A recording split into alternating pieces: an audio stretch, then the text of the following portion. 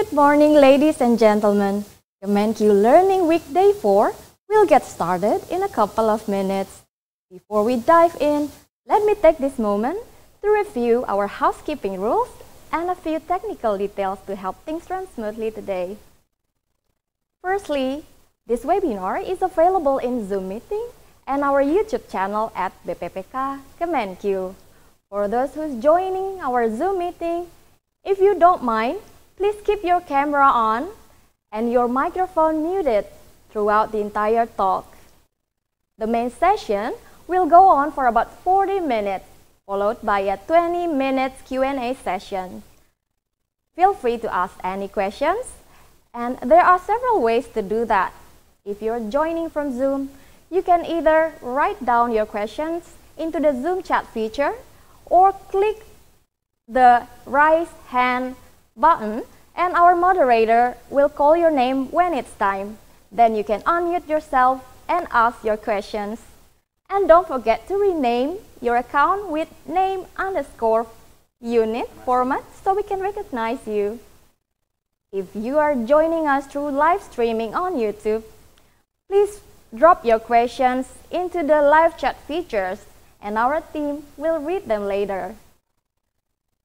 Moreover, today's webinar will be conducted in English, but don't worry, it comes with English-Indonesian simultaneous interpretations. To listen to the translation, click the globe icon or three dots icon more below your screen. Select interpretation and choose English or Indonesian accordingly. It is advised that you do not click the mute original audio, but should you wish to do so to obtain a clearer audio renditions, please make sure to manually switch off the interpretation feature when someone on the floor is speaking in the language that you are listening to. That's all the information. Let us now begin the Kemenkeu Learning Week Day 4, Metacognition, the skill every global leader needs.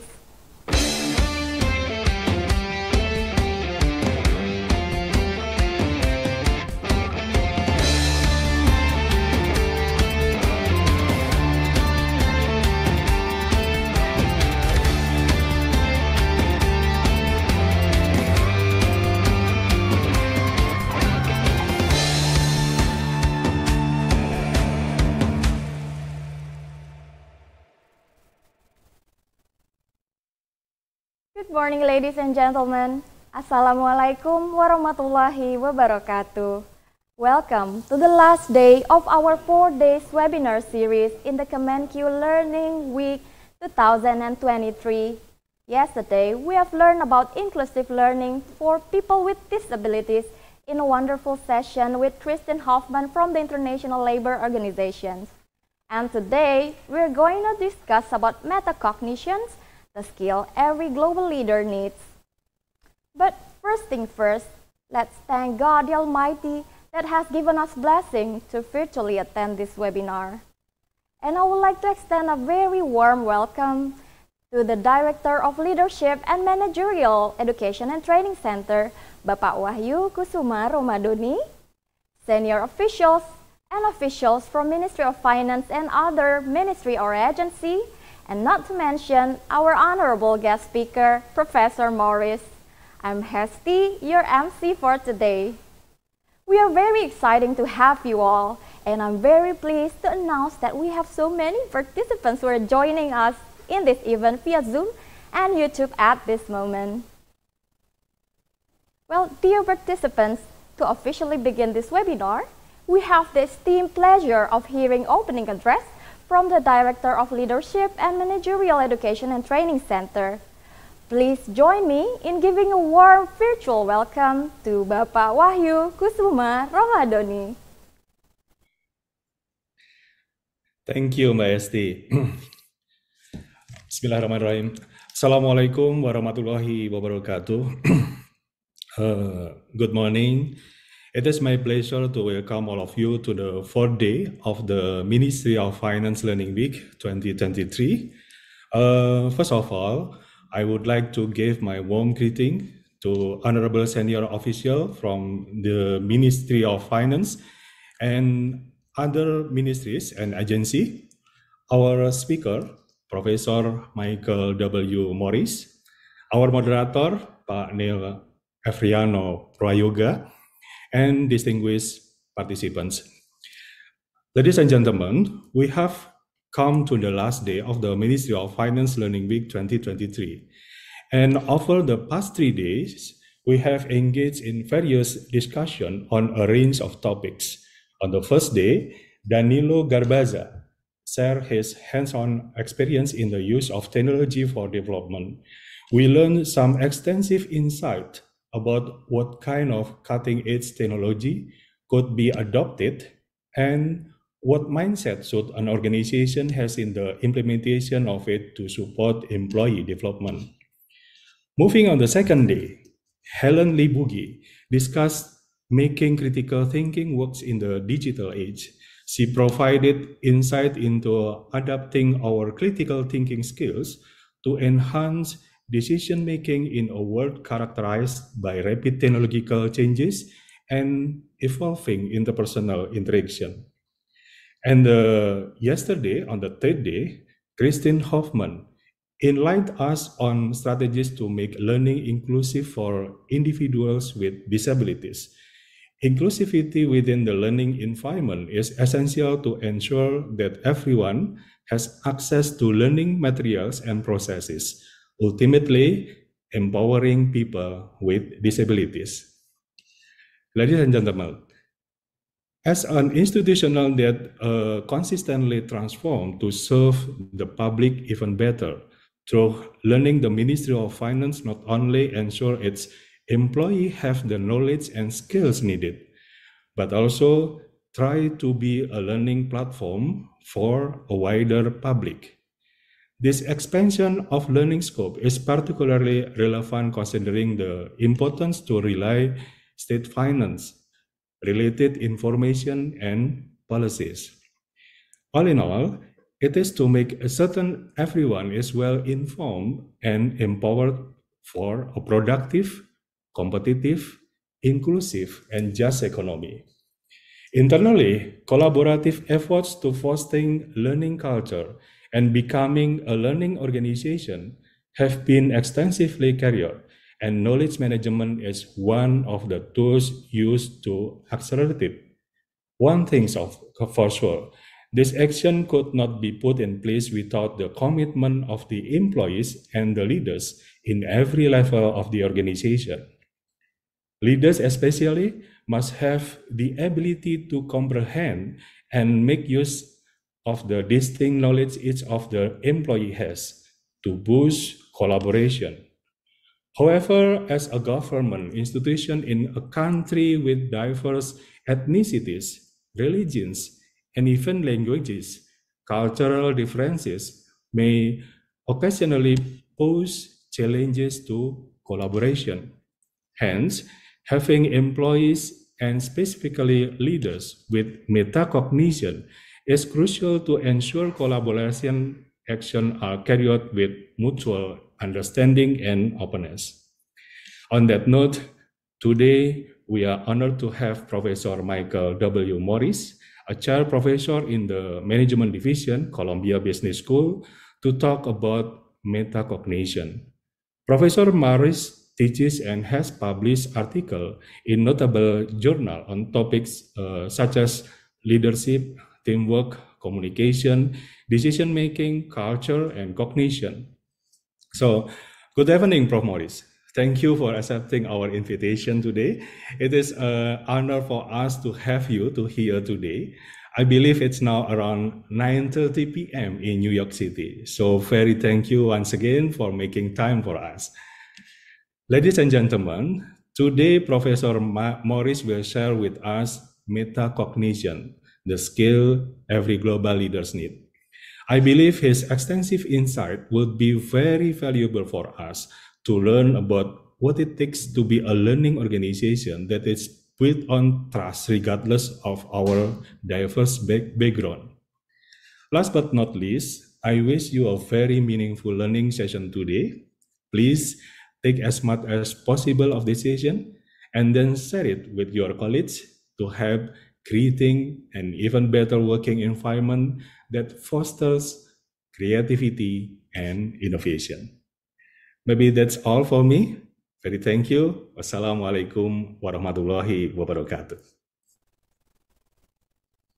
Thank you, Bapak Doni, for setting the stage and highlighting the significance of metacognition in your opening remarks. Ladies and gentlemen, now it's time for the main event that we have been waiting for. Before we move forward, it is my pleasure to introduce our moderator for today's webinar, Bapak Neil Eviano Prayogo. Neil is currently serving as Head of Human Resource Division in the Fiscal Policy Agency Secretariat of Ministry of Finance. He has more than 25 years of experience in the public sector, especially in the area of state assets management and human resource management.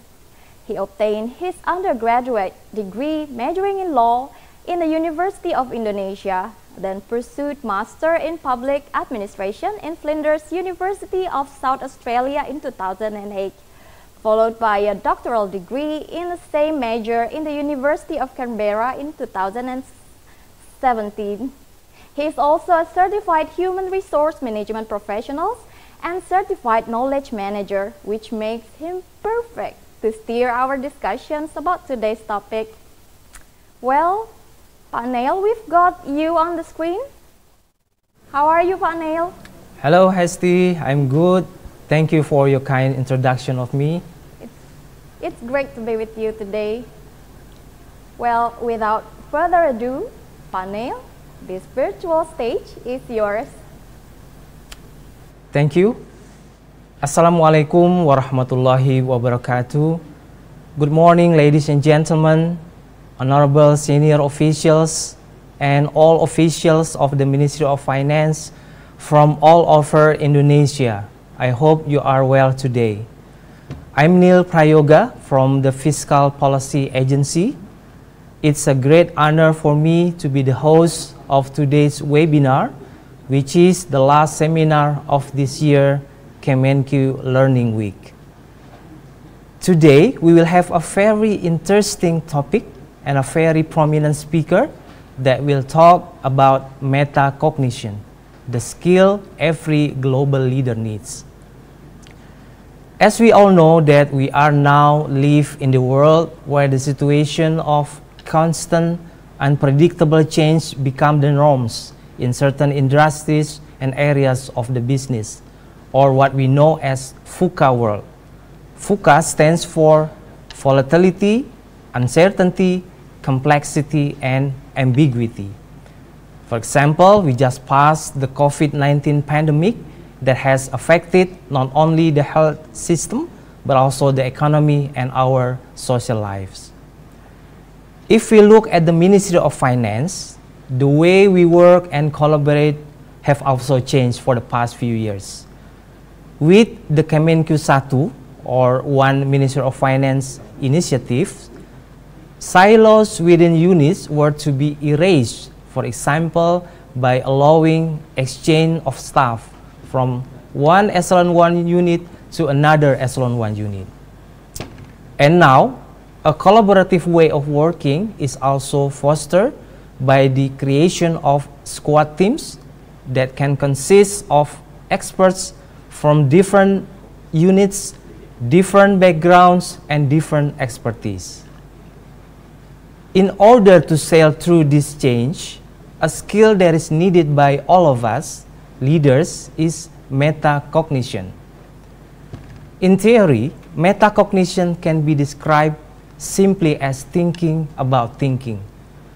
But I believe it is not as simple as that.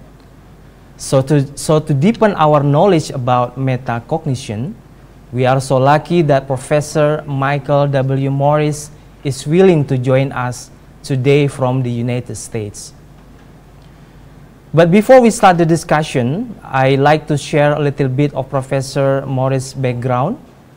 Professor Morris is a chair professor in the management division at Columbia Business School and also serves as professor in the psychology department of Columbia University. He teaches MBA and executive level classes on leadership, teamwork, communication, negotiation, and decision-making. Outside of academia, Professor Morris has consulted with and conducted executive training workshops for hundreds of clients across the globe, including Fortune 100 firms, foundations, and governments. He held a critical role as a member of the Dream Team of social scientists who advised the Obama campaign and contributed to a book on the role of cultural backgrounds and loyalties in leadership, titled The Tribes Inside Us. In his research career, Professor Morris has published over 200 articles in the leading psychology and management journals on topics such as individual decision-making, interpersonal influence, and social networks. And prior to joining Columbia University in 2001, Professor Morris was a tenured professor at Stanford's Graduate School of Business and Psychology Department. He served as a visiting professor at the Chinese University of Hong Kong in 1995 and at the University of Hong Kong in 2000 and at Universitat Pompeu Fabra in 2008. That was an impressive CV, I must say. So ladies and gentlemen, please welcome Professor Michael W. Morris on screen.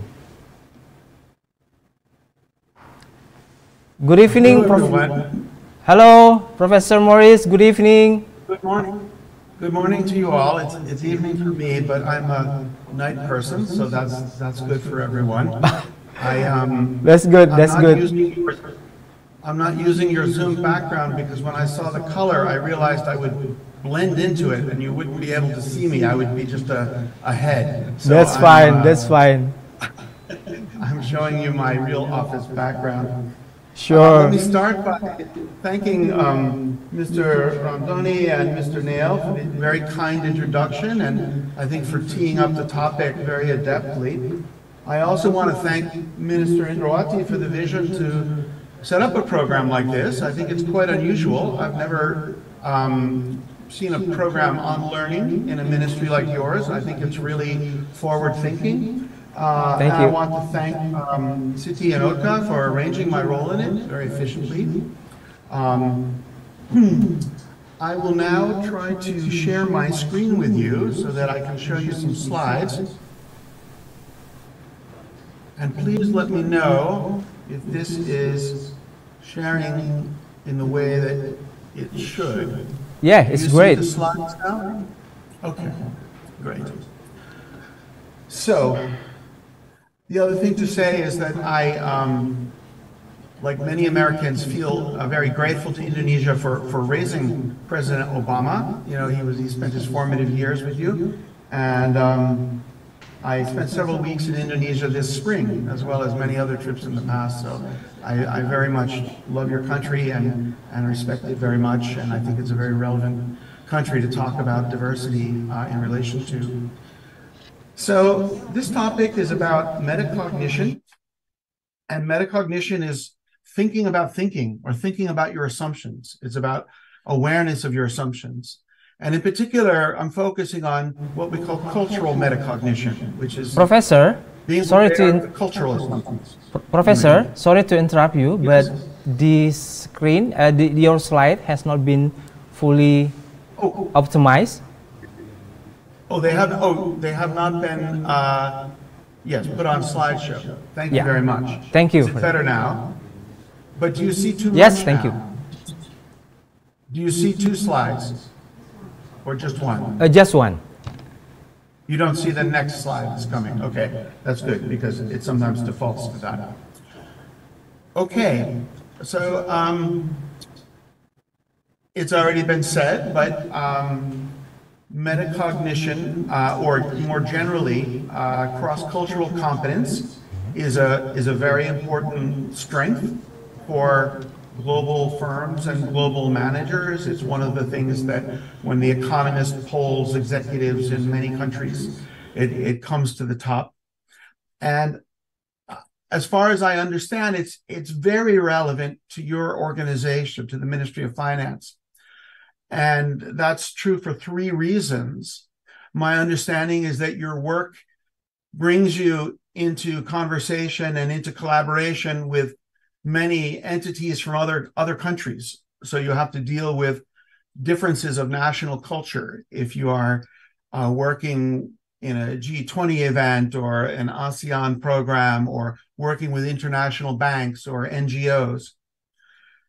In addition to that, as you all know, Indonesia, has as much diversity as most continents have. You have from some things I've seen 1,000 different ethnic groups, 700 different languages, right? And now I know that some ethnicities account for most of the people probably in the ministry, but I'm sure that even when you're not dealing across national cultures, there are differences in customs, differences in assumptions that can potentially cause misunderstandings. And so awareness of your own assumptions and knowledge of other people's culture, whether it's their regional culture or their ethnic culture, is very important.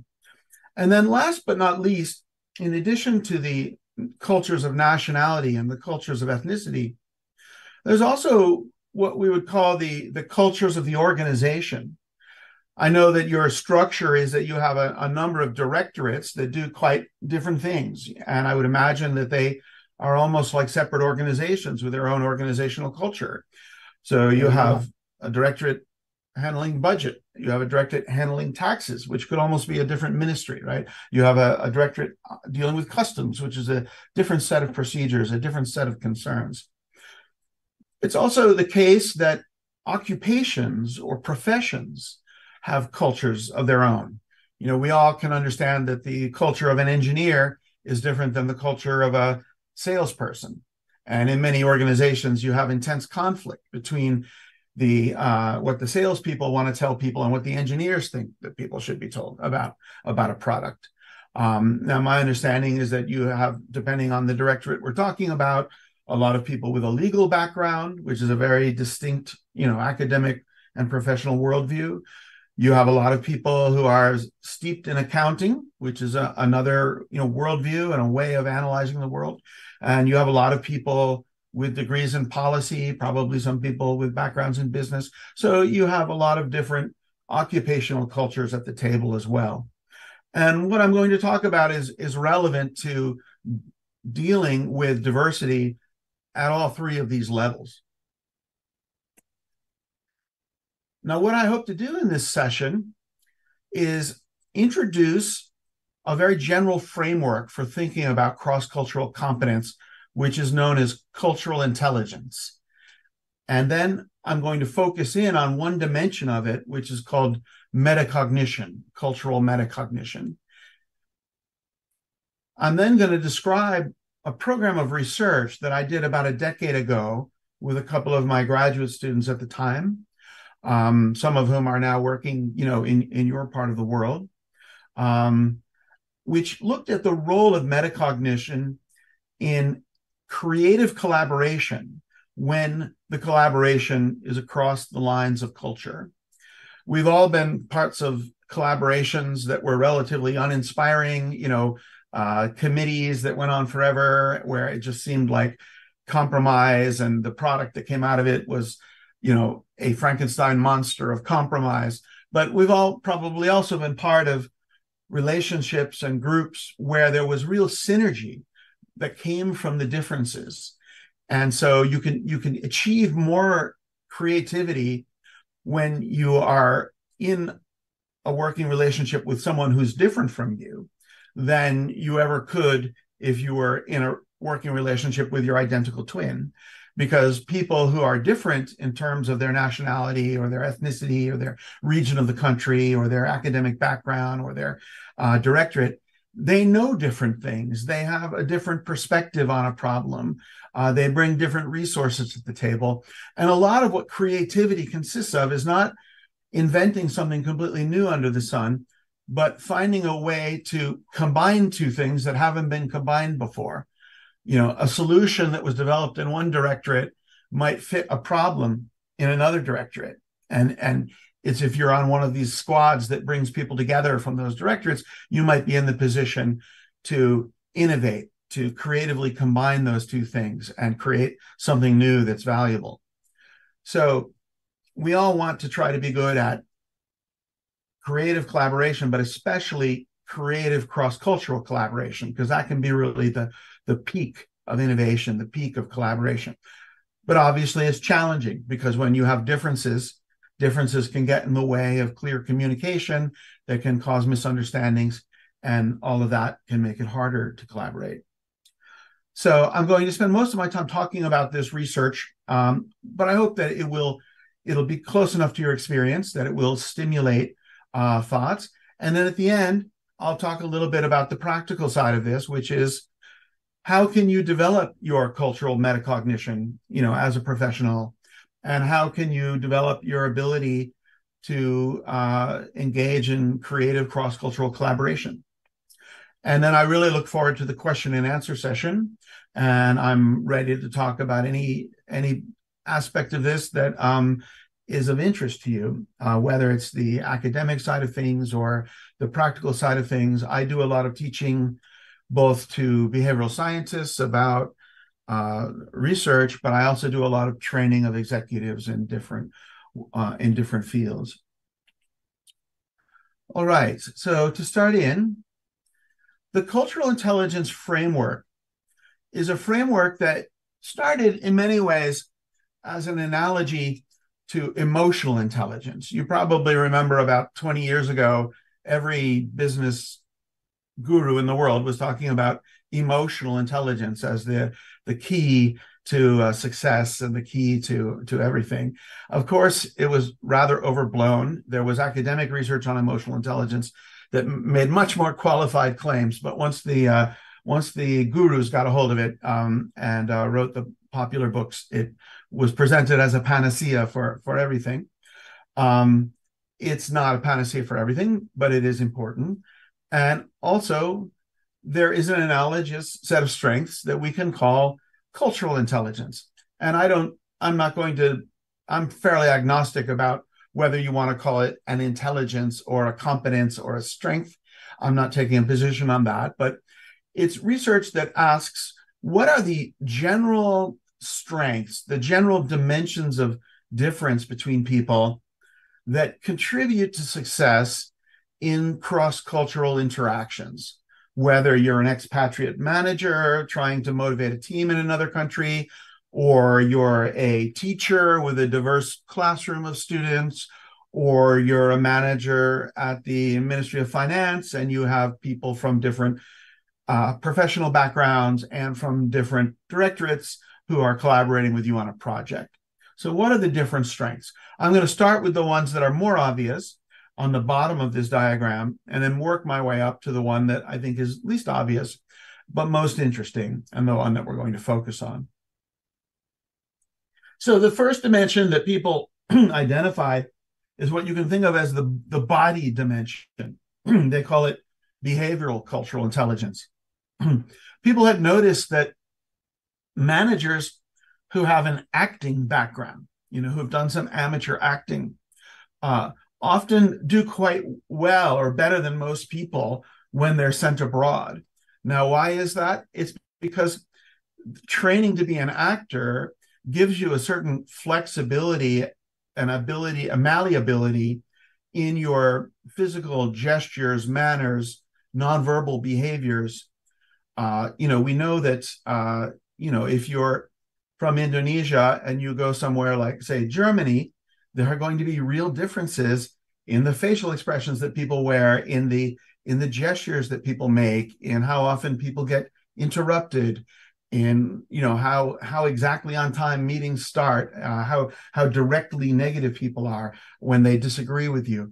So actors who have a kind of plasticity and a kind of command over their body and their gestures and their facial expressions that most of us don't, they tend to have a slight advantage. They can be like mimics, or zeligs. They can kind of, even if they're not cognitively very aware of what they're doing, they can kind of pick up on the difference and and mimic it or morph towards it a little more than most people. So that's one dimension. Another dimension is what you might think of as the heart dimension. It's motivational cultural intelligence. And this is that some people have endless curiosity and endless drive to learn about another culture. You know, they're cosmopolitans. They're people who are, there are some people who are xenophobic. They're not interested in other cultures, but there are some people who are xenophiliac. They're more interested in other cultures than their own culture. Nothing excites them more than trying a new kind of ethnic food, of learning a little bit of another language, going to see a dance performance in another culture. Some of us have reservoirs of curiosity. I tend to be a person who's very curious about other cultures, which is a reason that I went into this line of work. But that's another dimension. People who have a lot of curiosity, they can suffer the frustrations and the failures that inevitably occur when you're trying to work in another culture or work with people from a different background because they're so motivated by what they learn while they do it. So that's the heart dimension. And then the next big dimension is what we might think of as the head dimension, the brain, the knowledge dimension. And there's two parts of it. Now, the first part is the more obvious one, which is that people who know more about other cultures tend to do a little bit better in those cultures. You know, people who have better language education as a background, people who love to read history and they can go to China and they know all the dynasties, or they can go to India and they know, you know, all the history of the different empires. That helps in building connections with people and trust with people. Knowledge is helpful. But there's another side to the head dimension, which is what we call the metacognitive dimension. And that is not how much you know, but knowing what you know and knowing what you don't know, being reflective about what your assumptions are, and checking that those assumptions apply to the person that you're interacting with, revising those assumptions as you have more experience in a place, proactively going about learning things that you will need, that you know you don't know and you know that you will need. So all of these things are what we refer to as metacognition. It's thinking about your knowledge, thinking about your thinking, and it's separate from the people. It's often a person with a lot of book knowledge who scores very highly on measures of cognitive cultural intelligence, but they don't always score highly on the metacognitive dimension. And those people sometimes really struggle because they think they know a lot about another culture, but they don't question their assumptions, and they can, you know, make people feel stereotyped, or they can be a little clueless. So it's great to be knowledgeable, but the news is that it's even more important to be metacognitive, to be aware of what you know and what you don't know, and what maybe you need to learn. So this diagram is trying to show you a general framework for thinking about cross-cultural competence. And there are questionnaires that you can find online if you're curious, where you can score yourself on all of these dimensions of cultural intelligence and see how you compare to the average, you know, person from your country, or the average person in this industry versus that industry. We're just going to focus today on the metacognitive dimension because that's the one that I think is most interesting and most relevant to you. To show you an example of this, I'd like to show you a video, and this is actually an old commercial. I don't know if it ever ran in Indonesia, but I'm going to show it to you with the sound on at the beginning, and then I'm going to turn the sound off because I want you to try to think about what's going wrong here. Why are they having a misunderstanding?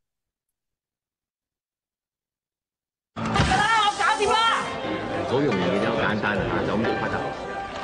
大家飲杯，飲杯，飲杯，飲杯，得啦！大家食啊！好嘢啊！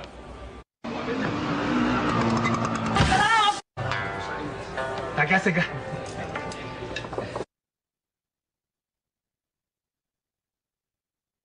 So you'll see there's some discomfort here. What is it coming from? Is it that they're not motivated to understand each other?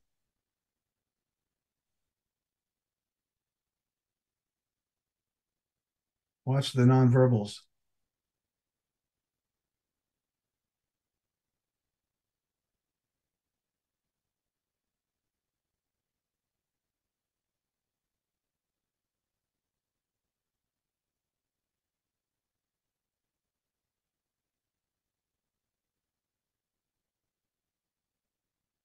Okay.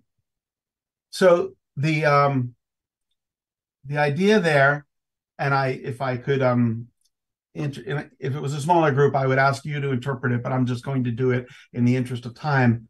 It's that for the English, if you don't clear your plate, you're showing a disrespect for your host. So the English banker who's trying to bond with these Chinese clients is eating every bit of every bowl of eel that is brought to him. But for the Chinese, in Chinese culture, if a guest has eaten everything that you've given them, then that shows that you're not fully generous as a host, so you should order more food. So they're stuck in a loop here because neither of them is sort of aware of the assumption that they're working with, and because of that, they're both misreading the other person's behavior. So we want to avoid that kind of eel loop in our lives through cultural metacognition, through reflective thinking. And I just want to make sure you can hear me. Can everyone hear me? Now I'm concerned. Yes, loud and clear, Professor. Okay, great. I just wanted to check because I had the audio on. Okay, so cultural metacognition, as I've said before, but just to run through it, it involves the habit of being aware of the cultural assumptions you're working with, which the two people in those videos were not. It involves planning for upcoming intercultural activities. Like perhaps this British banker should have read a little bit about the Chinese custom of banquets, and then this wouldn't have happened.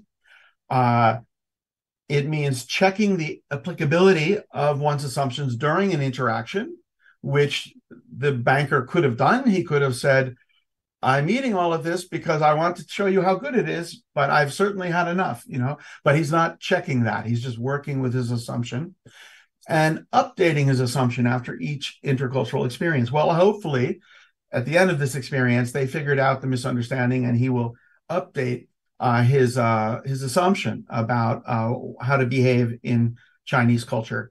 And that's what cultural metacognition refers to.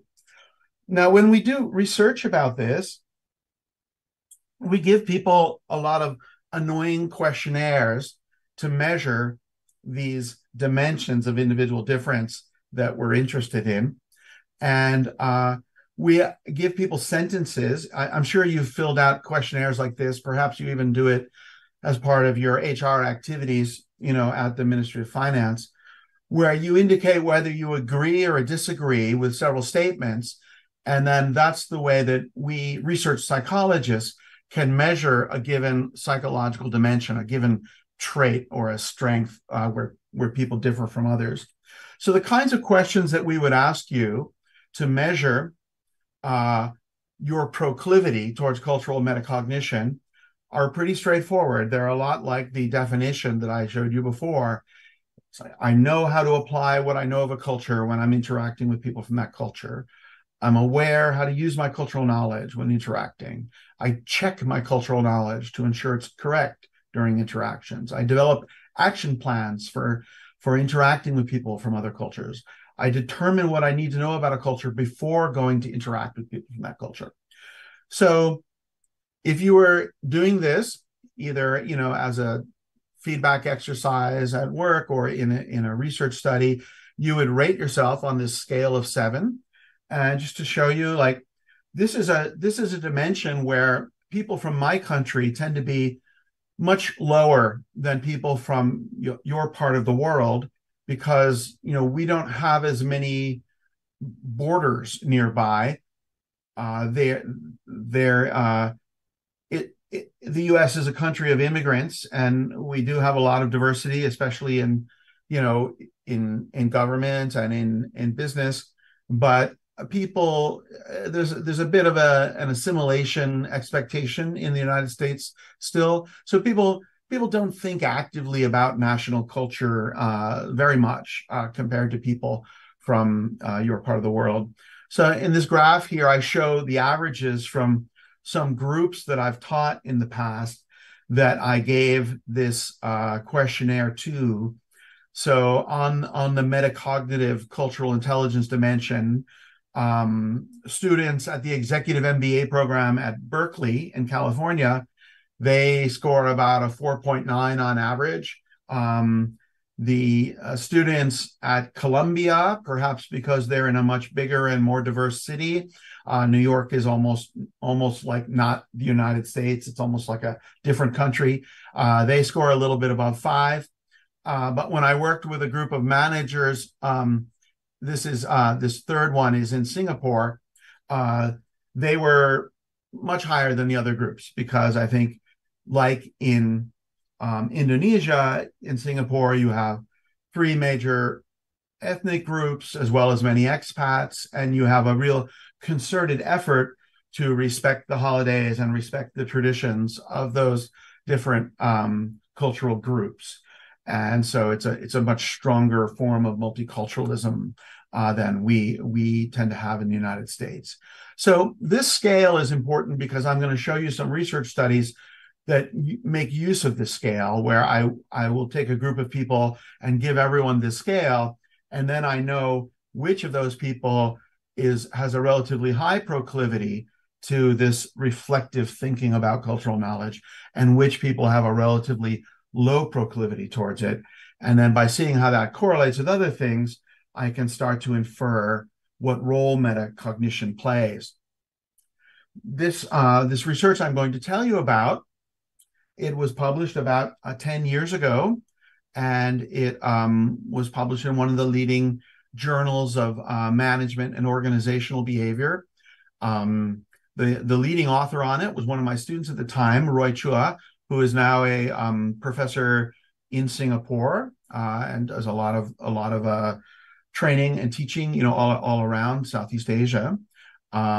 It was something that got a bit of attention in the popular business press at the time, because it was a sort of new idea about how to prepare for being a global leader or being in a global organization. And I believe that the organizers of your week happened to see one of these popular summaries of the research, and that's how they came to me and thought that this would be a good part of your learning week. Now, the particular thesis or topic that this research investigates is the role of cultural metacognition, awareness of the assumptions that you're working with, how it affects creative collaborations with people from other cultures. And we had the hunch or the hypothesis that the connecting link between them must be some kind of trust, because creative collaboration requires a high degree of trust. To engage in true innovation with somebody, you kind of have to share ideas that are new, ideas that you haven't really tried out, or ideas that aren't completely familiar or widespread. So it's a vulnerable thing to engage in that kind of brainstorming with somebody to try to solve a problem. And one of the definitions of trust is the willingness to make yourself vulnerable to another person. When you trust another person, you're willing to engage in the kind of interaction with them where you depend on them and you're vulnerable to them. So there are several different kinds of trust, and that's one of the things that we looked into as we got going in the research. And this research, like a lot of business research by behavioral scientists, it tried to use a mix of different kinds of methods because none of these methods are perfect. They all have severe limitations. They all have biases or vulnerabilities of different kinds. So it's only when we can see an effect across a number of different kinds of studies that we really trust that we've hit upon something real. So that was the strategy in this research project. The first study that we did used a method that's very common in business research and management research that's called multi-rater assessment. And it means that you're looking at ratings of something that you think is a cause and something that you think is an effect, but you're not asking the same person to rate both of those things. Because when you do that, you can see sometimes an artificial correlation that comes from this one person trying to answer consistently or trying to show, trying to confirm the hypothesis that they think you as a researcher are interested in. It's much better to, ask employees something like, how much do you like your manager? And then ask the manager, how well are these workers performing? Then to ask the employees both of those questions, or to ask the manager both of those questions, because there would be bias in the way that people report some of those things. So multi-rater assessment is kind of the bread and butter technique for organizational research. So in this case, what we did is we had some executives in, an executive MBA program is a program for people between the ages of 35 and 45, which I imagine is the age range of a lot of you.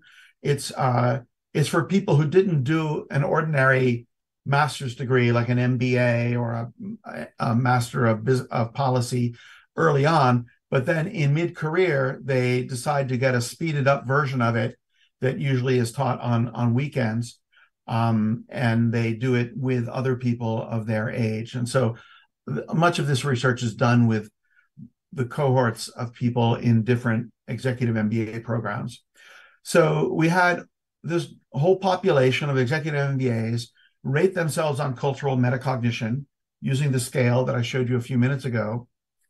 And then we asked them to nominate 10 people who are from cultures other than their own and who they work with. Now, this might have been a colleague at their organization. It might have been a client. It might have been, some of these people were entrepreneurs, so it might have been a venture capital person. It's somebody that they've had to negotiate and coordinate things with, and it's a person from another country. So we had them nominate those people, and then we sent an email to those people with a web survey where we asked them to rate their collaboration experiences with the focal manager. And that way we could kind of see whether cultural metacognition is correlated with better creative collaboration without having the biases. So in this case, we have about 45 middle level managers, and they rated themselves on cultural metacognition. They identified 10 coworkers from other cultures, and we told them this is like a 360 evaluation. We're going to send these people you nominate an email request, and we had a pretty high response rate. The questions that their contacts were asked were questions like these. There was a series of questions that were all trying to get at the same underlying construct. So does X, and the questionnaire would pipe in the name of the person. So it might be Michael. Does Michael typically propose win-win solutions when people from different cultural backgrounds have divergent ideas? Are Michael's working relationships with people of other cultural backgrounds helpful to this person to do creative, innovative work? And there was several more of the questions. We found that there was a high intercorrelation between ratings of those questions, which tells us that there is a consistent construct here, that there are some people who are generally good at cross-cultural collaboration, and there are some people who are generally terrible at it, and that we were able to see that there was correlation within the different questions that a given rater answered, and also across the different raters for a given focal manager. Now, the more important thing is we also measured many control variables, because there might be third variables that increase somebody's cultural metacognition and also increase their collaboration ability, and thus create a correlation between those two things. But the correlation is spurious. It's really a function of the third variable, which is the important variable. So we wanted to control for these possible third variables, like number of languages spoken, number of countries lived in, number of countries visited, amount of previous experience working with people from other cultures. So we controlled for all that. And what we found when we ran a regression analysis, including the control variables, and I'm showing you these regression tables because I know you guys are numbers people. You may not be people who use multiple regression in your work, but I think it's a pretty simple construct. It's basically looking at whether one variable predicts another variable even after you've controlled for the variance accounted for by third variables. And what we found is that cultural metacognition, individual differences in how people self-report their level of cultural metacognition, is predictive of their creative collaboration with people from other cultures. So that was confirming the first hunch that we had here. And then as behavioral scientists, we ask, okay, let's try now to understand what the intervening mechanism is.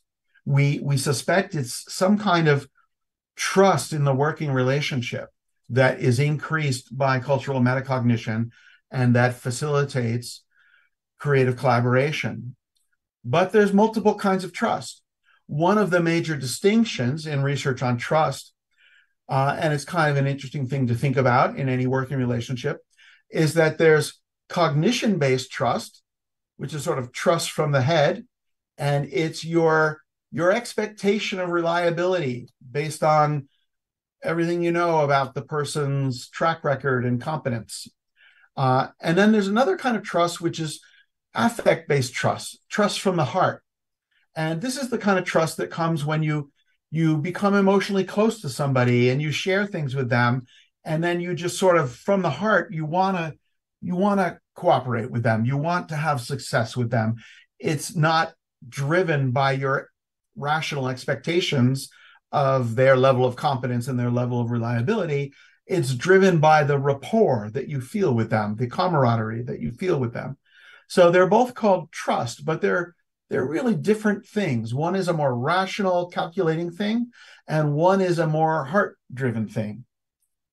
And you could imagine that cultural intelligence might affect either of these things, right? Cultural intelligence might lead me to choose better people to work with based on what I know about their track record, and thereby have more creative collaboration. So that's one possibility. But you could also imagine that it works through affect-based trust. If I'm aware of my assumptions and I'm sensitive about the assumptions that I make about you, and I'm checking my assumptions and asking you questions, I probably will become closer to you, and you probably will reveal more to me, and I'll reveal more back, so that we will get the process of self-disclosure started and we will become affectively closer. And we suspected that it was really the second thing that was the bigger mechanism here, that people who are self-aware of their cultural assumptions, who don't stereotype people, and who aren't just simply ethnocentric, they don't always just stay in their own cultural worldview all the time. They try to make the bridge to another person's culture. We thought that those people probably become affectively closer to people from other cultures, and because of that, have more success collaborating in a creative way with them. Among this population that we're studying, these executives, in Silicon Valley and in New York, everybody has relationships to people of other cultures, but there's a lot of variance in who has close relationships to people from other cultures, who has relationships to people from other cultures that are as close as their relationships to people from their own culture. There's a lot of variance in that, and we thought that it comes from cultural metacognition, and it may be what drives the process of creating more collaboration. So we did a study to test between these two possibilities with the possibility that they might both be working. So it might be possible that both of these mechanisms work, but we placed our bet on the first of them, the affect-based trust. So this survey was a slightly different method. This was what we call an egocentric social network survey. And egocentric simply means that we're looking at the professional network that is centered on a given manager rather than looking at the network that is centered on an organization. Those are two different ways of designing network surveys. And when you design an egocentric network survey, the way it works is that you have usually a computer-aided questionnaire that basically says, tell us who your 5 closest friends are that you bond with at work. Now tell us who are the 5 people that you ask for advice from at work. Now tell us who are the people who you consider to be mentors at work. And there may be several more categories. And for each case, the respondent just enters names into the survey. And then the survey spits back questions at the manager saying, now I'm going to ask you questions about each of these relationships in your social network. And so the survey takes about an hour. And for each of up to, say, 20 contacts, it would ask them, this person, let's call them Joe, how long have you known Joe? How frequently, how many times a month do you talk to Joe? How much affective trust do you have with Joe? And there are simple ways of asking the question, essentially, how much rapport and closeness do you have with Joe? How much cognition-based trust do you have in Joe? Like, how much evidence do you have for the competence and reliability of Joe, et cetera? And then we also asked them several questions about their creative collaboration in each relationship. Like, when you're working with this person, do you share new ideas? Do you hear new ideas from them? And those are markers of creative collaboration. And then at the end of the survey, after they've answered all these questions, and not before, the final round of questions was asking them about the nationality of each of these 20 people that they've been talking about. And that was the first time that the issue of culture had been raised in the survey. So they weren't self-conscious when they were answering the substantive questions about these relationships that culture was going to be asked, or that the same culture versus cross-culture variable was even going to be included in the survey. And we give these network surveys to our executive students because they find it extremely valuable to see the diagrams that we can produce mapping their network and seeing which kind of ties they have to which kind of people, and getting statistics about how their network compares on average to the other managers in the class. So it's something they do as part of their class assignments and that they find very valuable, but we also do some research analyses using the data. And here I'm going to show you the regression models where the dependent variable was creative collaboration, and we created an index variable using several measures that they had rated about their creative collaboration in each of the ties that a given manager has. And then we had a measure of affect-based trust based on several questions that each manager answered about each of their relationships, and measures of cognition-based trust that they answered for each of their relationships.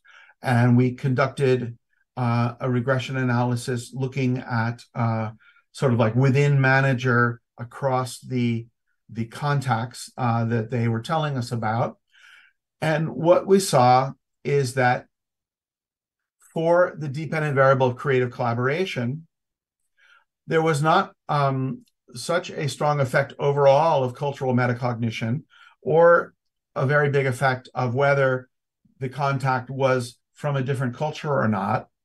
But the interaction variable was significant, which means that when we're talking about alters from a different culture, then a person's proclivity towards metacognition really matters.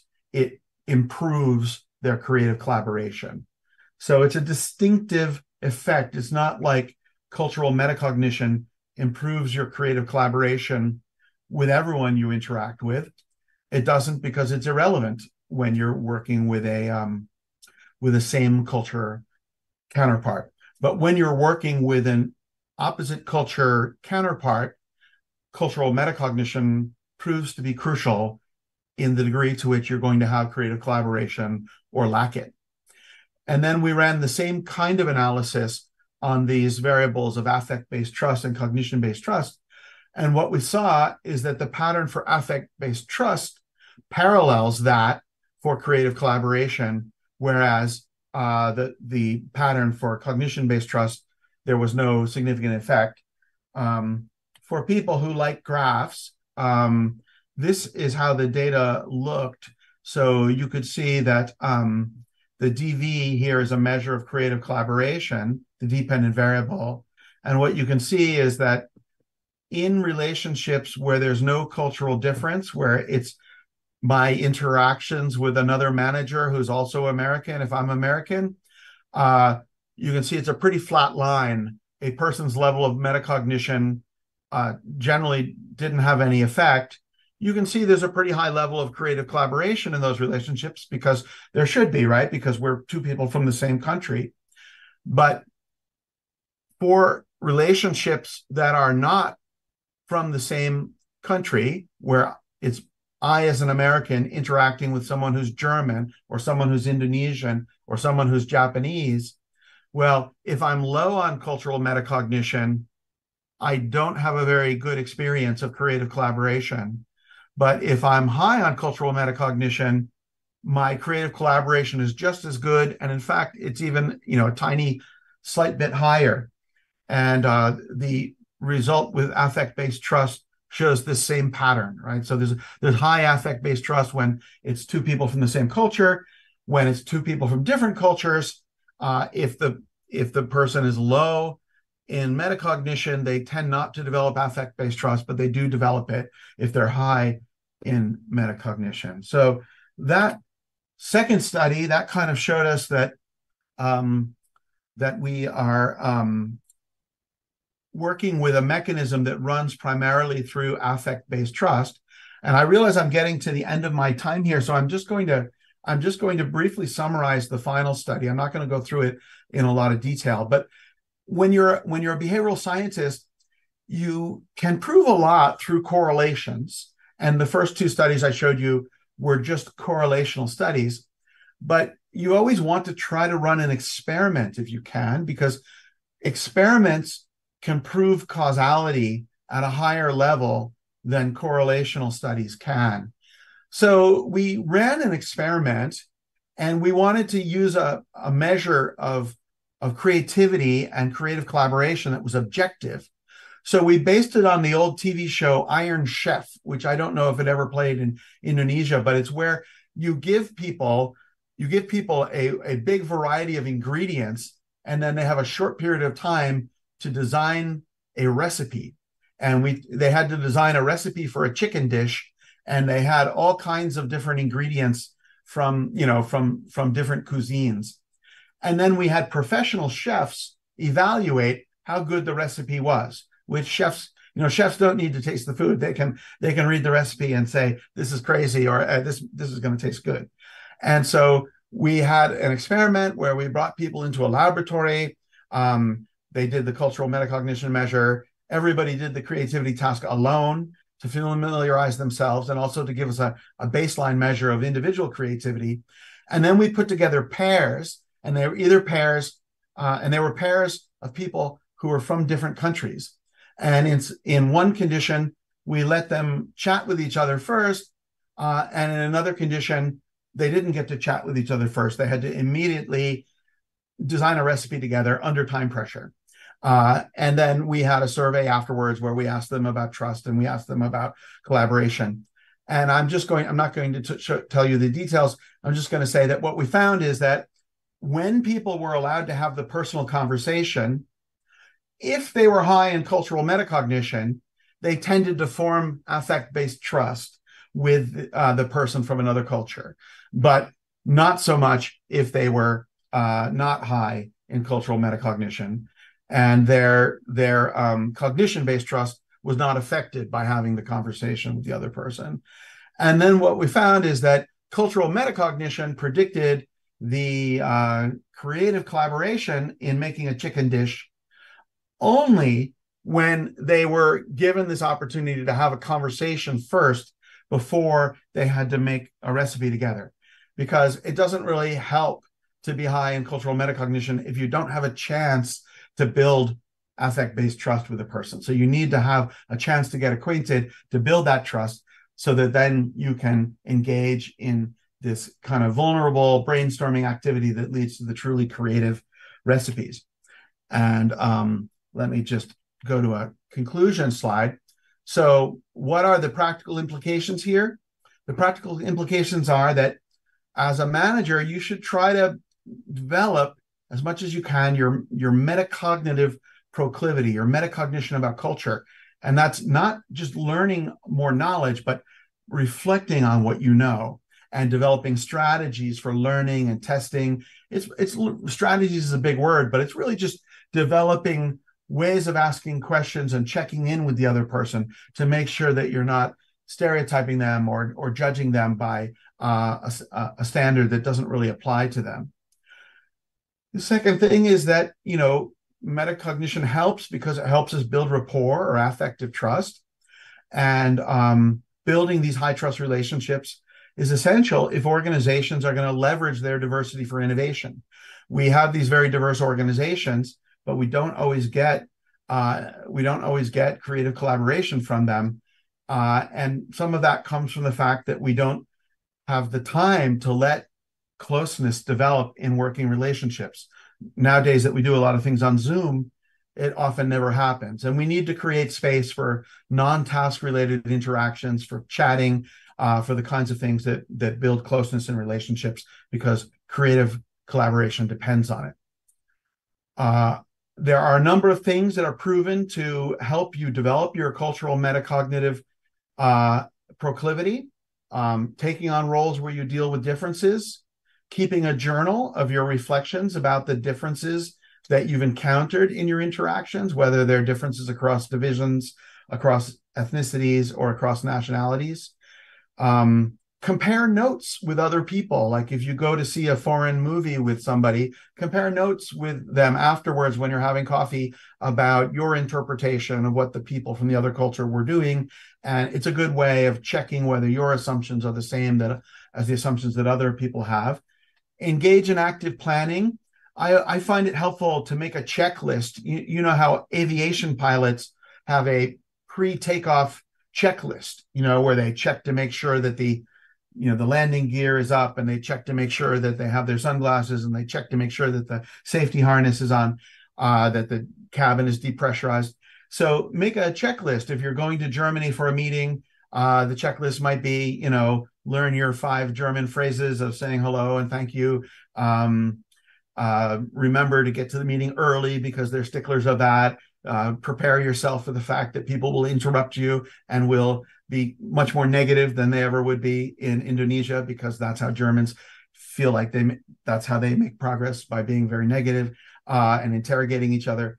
So making a checklist like that is a good way of preparing so that you're aware of your assumptions and aware of what you're doing at the time.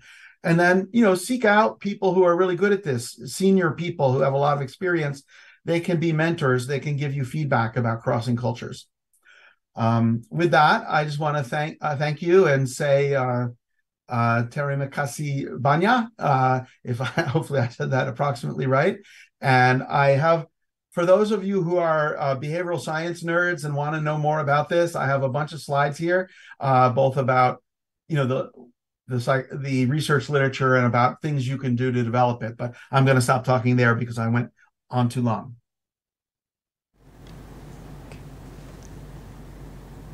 Okay, thank you, Professor Morris, for the presentation. It's so relevant to what we have here in Indonesia. As you mentioned before, we have a Ministry of Finance, a big institution that we have offices across all over Indonesia, and the employees have different backgrounds, cultural background, different education as well. And also, as a civil servant, one of the soft competencies that we need to have is called socio-cultural. So it's about how we connect with other people, either in our workplace or in the community we live in. From your presentation, perhaps I want to highlight some of the takeaways. First, you mentioned that cultural intelligence, or CQ, is the key priority for the 21st century.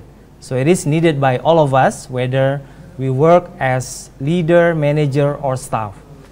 And we also have challenges that we are facing now, like try to understanding the diversity in the public or the stakeholders that we have, managing diverse and cross-border teams, adapting leadership style, and demonstrating genuine respect for all kinds of people.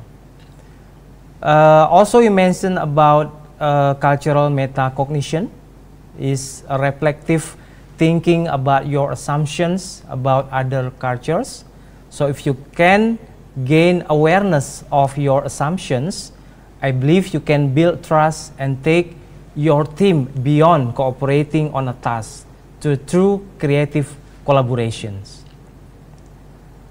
Okay, I believe that the audience has so many questions and things to be sure. Now we will move to the Q&A session, and we have, I think, more or less 20 minutes for the session. So, ladies and gentlemen, if you have a question, please ask by raising your hand or by typing your questions on the Zoom chat box or YouTube channel chat section. Okay, we already have the first question from the chat Zoom. So the question, Professor Morris, is, Professor, another challenge in our organization that maybe correlate with cultural metacognition is the generational gap that makes us trust one another less, also due to existing stereotypes.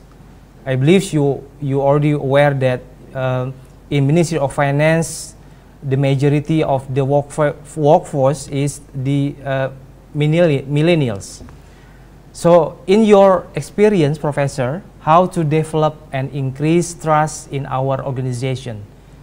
Is it by top down, from the leader to the employee, or we can build it from down to up? Please, your response to that, Professor. Well, it's a great question. I didn't think of that one, but it's, I guess, ubiquitous, right? Every organization has generational cultures, and that can come up at work with regard to people's implicit expectations about the hours that they keep, or even how they dress at work, or something of that nature. And it's very easy to think that someone from another generation is being completely unreasonable because they don't share the assumption that you share. So I think it's very analogous to national culture, any of the other cultures. And from everything I've seen, the way to build affective trust between say a senior employee and a millennial is the same as would apply for building trust across national culture differences, which would be first be high in metacognitive cultural intelligence, like try to be reflective about what assumptions do I have simply because of my generation that I may think should be universal, but they're not, and then what assumptions am I making about this other person? Like there are stereotypes about millennials, but obviously not every millennial person is going to fit those stereotypes. So it's helpful to have the expectation that, say, a millennial may want to hear a lot about the purpose of their work. That's one thing, at least in the United States, that we think we associate with millennials, that they don't want to just be told what to do. They want to be told what's the purpose or the reason, or give them a sense of meaningfulness in their work. Now, it's good for me to know that about millennials, but if I'm working with a millennial who's my report that I work with a lot, I will want to check in with that person and say, hey, I know for a lot of people, of your generation, it's really important to have a sense of meaning in your work. Is that something that is important to you? Is that something that I could do more to facilitate through explaining the big picture of why our division handles customs in the way that they do, or handles taxes in the way that they do? And the person might say, hey, I know millennials are supposed to care about that, but I really don't. I just want to, work efficiently and do a good job and be respected. And so then, you've checked in and you are ready to deal with that millennial trait if it is in fact present, but you're not going to assume that it's present for every person, which might make a person feel stereotyped. Your response, Professor. So it's about how to align your assumptions, right? Either you are millennials or Gen X and Y. So it's important to have an alignment of assumptions. Thank you. Yeah, thank you. It's good to know about these generational generalizations, but it's also important to know that they are gross generalizations, right. And people often ask me, what should I use cultural knowledge for if I don't want to stereotype people? Well, you use it as a hypothesis to explore for a given person whether that is in fact true, but you check to see if it is true, and then you're willing to drop it if it's not true, if it's not something that is true of this person. Yes, thank you, Professor. So we move to the next question. Is from the raise hand feature. There's Pak Roy Han. The screen is yours. Okay, can my voice be heard? Yeah, loud and clear. Yes, okay. Thank you for the opportunity given to me. This is the fourth and the final day of the week of learning. So this is an awesome activity. When this activity was held for 1 week, featuring several speakers, finally the speaker I was hoping comes, and it was a pleasure to able directly interact with you, Professor Morris. How are you, Professor Morris? Good morning in Indonesia and good evening in America. Okay, I read some of your article and I try to connect metacognition with the context of reform in our organization and cultural change in the Indonesian Ministry of Finance since 2002. I try to focus the organizational context because if I connected it with diversity in Indonesia, the scope would become very complicated. So I focus the context of the Ministry of Finance. Actually, this is same with the first question, but different perspective. I try divide the reform of Ministry of Financial Ministry Indonesia in 2 waves. The first wave from 2002 until 2015, and the second wave from 2016 until now. The first wave was in the initial period of reform. Major changes occurred in the structure and cause new culture appear and adjustment from old cultural to new cultural. And the old culture hadn't really forgotten. Sometimes they come without consciously. And in the second wave of employees with the new generation of millennial have filled above 50% of composition of organization. They have a new perspective, but little opportunity to influence the organization because their position are mostly new employee and are not yet in decisive position. So this often cause debate between first wave employee and the second wave employee. So I just focus for how the first wave focus for make a decision without I think how the first wave can make a decision and stop the influences arise directly from subconscious brain that they had influence in the old culture. Because this is sometimes unconsciously. The second question is about. I think the topic is very appropriate because leader must be able to understand culture from a metacognition perspective. But in this era of face-based information and diversity, the new pattern and new culture that are formed will be very varied and difficult to understand. Although I read that currently AI is trying to help compensate for this gap. So how to understand these changes in the new era of internet and AI? And the last, this is, I think I will not pass the opportunity because I read several articles from Prof. Morris.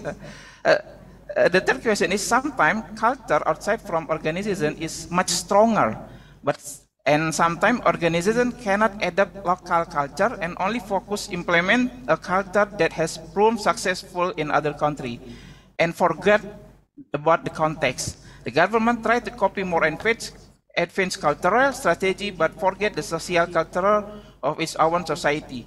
So this is become contrary to social condition. So how should we look at the global context without forgetting the local context, especially in developing country like Indonesia?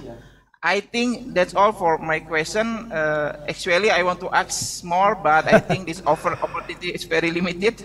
I hope the organization can facilitate it again in the next opportunity. Thank you, Prof. Morris. Okay. Well, let me say those are incredibly incisive and complex questions, and I'm going to try to answer at least some of them. But let me say that you can find my email by Googling, and I'm glad to follow up this session, you know, with emails in your case, or if other people also want to send me a question, I'll do my best to follow up on them. Now, your first question was about, do millennials, you know, there were various parts of it, but one part I took was millennials don't have much of a voice because they're in low-level positions.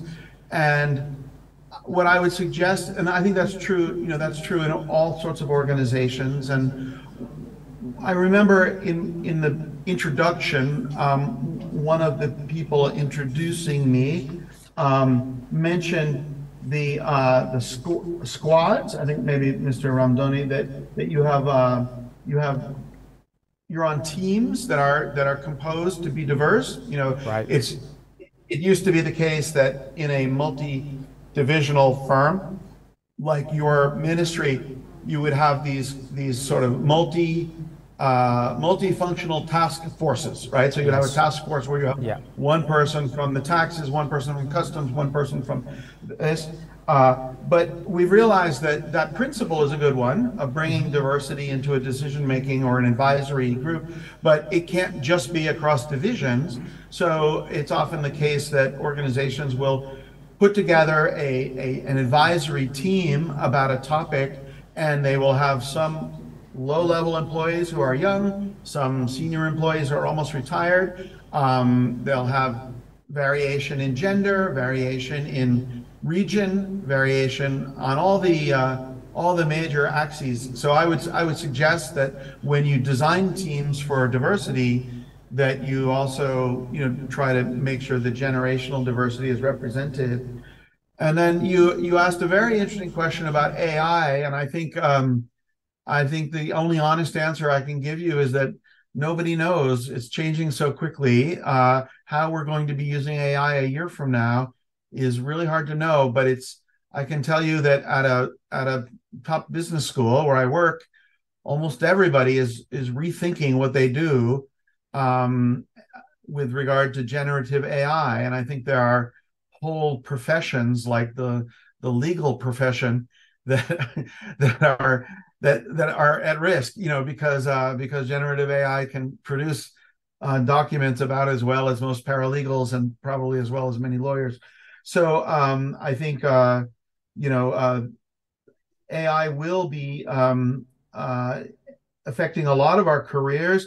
AI has reached the point where it can translate almost simultaneously, and so that is going to help in some ways. But I don't think that these digital tools can substitute for the affective trust that you build from having a personal conversation with somebody about their family and about where they are in their career. And there's something to be said for human interaction and the kind of human interaction between people who are different that can be a real spark of creativity. So I don't think AI is going to remove the need for self-reflective humans and opportunities to build affective trust and closeness with your colleagues in order to have high trust working relationships and creative collaborations. Thank you, Professor, for your responses. I hope that answered your question, Pak Royhan. But if you still want to know more, a professor has been agreed to providing answer probably through emails or other mechanism. Thank you for that, Professor. Okay, thank you. Now, because of the time, probably we have one more question. The last question, Professor, is from the chat box in Zoom. It's from Pak Karnadi. For your information, Pak Karnadi is outside the Ministry of Finance, so he's not from the Ministry of Finance. The question is, today's leaders tend to apply their own culture in their lives, such as ways of thinking, facial movement, etc. So people who are structurally in a low position, probably just a staff in organization, must definitely follow the patterns and culture of that important people in organization. So what do you think about this situation, and what am I supposed to do if we are in that situation? Well, I think you speak the truth here. It is the case that people who are in positions of power often don't meet other people halfway. They expect that the other person meets them 90% of the way to them. So I think that as a person in a diverse organization like the Ministry of Finance, you sort of have to do what ambassadors used to have to do, which is you have to say, okay, well, today I'm meeting with this executive and he's a lawyer and he's from Java and he maybe is Muslim, and I know that he is a soccer fan, and so today I'm going to look at the sports page in order to be able to bond with him about soccer or football. I'm going to be attentive to are there holidays that might be affecting him or things related to his religion. I'm going to be aware, of those things, but also not assume them without checking, because we know that there are lots of people from Java and some of them are very different from others. And there are lots of different kinds of Muslims, and some are stricter about certain things than others. So, you do have to learn about differences, and you have to become good at sort of adapting your behaviors somewhat to fit with behaviors of other people. But you should do it in a way that's self-aware, because it's sometimes the worst thing to treat somebody based on a stereotype of what you know about them without checking that it actually applies to them. So that's, I would say, your question makes it sound like it's a burden, but in some ways it's one of the exciting things about life. Differences are the spice of life. So if you have a job that requires you to interact with people from different professional cultures, from different generational cultures, from different regional cultures, you can tell yourself that you're lucky because you have this variety in your life that some people don't have. Yes, so it's about open your mind and heart for differences, right?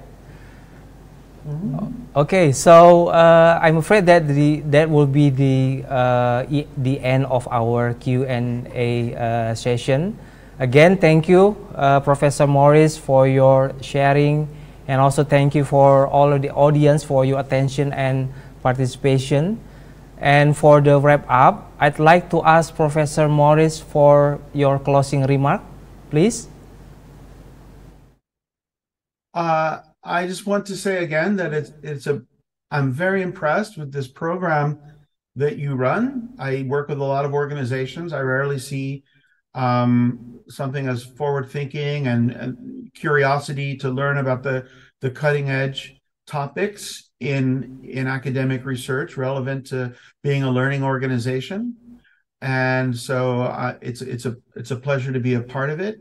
I have found myself over the last week or so thinking a lot about what it must be like to work in the Ministry of Finance in Indonesia, and thinking that it's probably a more interesting life than what most people have, because you have a country that is almost like a continent with so many different islands and so many different cuisines and so many different languages, and you have the obligation but also the pleasure of experiencing all those differences as working in an organization that spans all of it. So I would just say that I'm very impressed with what you do, and then I'll try to say once more, terima kasih banyak. Terima kasih. Thank you very much, Professor Morris, for your closing statement and this enlightening session. We look forward to meeting you again in the future. So see you and take care. So ladies and gentlemen, thank you. So ladies and gentlemen, there you have it, our last session of Kemenkeu Learning Week. Thank you to all participants who have joined since the first session until now. Hope you enjoy all of the sessions. Please stay healthy and stay happy, everyone. Wassalamualaikum warahmatullahi wabarakatuh. Back to you, Mbak Hesti. All right, thank you, Pak Neil, for moderating today's session. And I would also like to thank Professor Morris for your enlightening presentations. Please give a big virtual round of applause for our incredible speaker and moderator.